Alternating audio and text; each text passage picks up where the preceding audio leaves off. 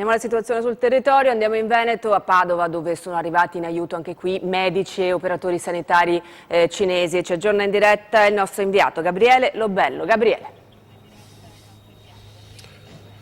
È in corso la visita dei medici cinesi, una delegazione di 9 medici guidata dal vicepresidente della Croce Rossa della Cina, Suen Shuopeng. I medici si stanno confrontando con i loro colleghi italiani, con i medici dell'Università di Padova, per raccontare la loro esperienza, una battaglia combattuta 2 mesi prima rispetto ai colleghi italiani. Stanno portando l'esperienza del farmaco contro l'artrite reumatoide che ha dato loro molti risultati e ne sta dando qualcuno anche in Italia. Intanto i contagi salgono in Veneto, siamo arrivati a oltre 3.200, la regione si sta organizzando con 10 Covid hospital per fronteggiare l'emergenza. Noi abbiamo visitato quello di Sant'Orso nell'Alto Vicentino, il servizio è poi lì nello studio.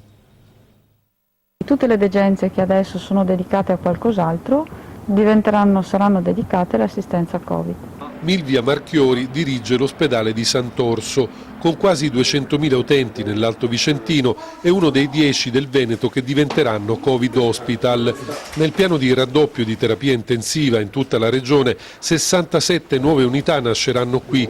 Tutto è già separato, ascensori normali e Covid, corridoi e sale d'attesa. Il pronto soccorso è sdoppiato già da settimane, questa è la parte dei sospetti casi Covid. Una decina di persone al giorno, positivi una media di 3 al giorno di quelli che sono passati di qua. Al Sant'Orso arriveranno rinforzi, medici, infermieri e operatori sociosanitari per fronteggiare, se servirà, le fasi più critiche dell'epidemia. Posso avere la mascherina, posso avere il guanto, ma devo sapere come usarlo correttamente. Per questo abbiamo già fatto corsi di formazione e li stiamo facendo a ripetizione.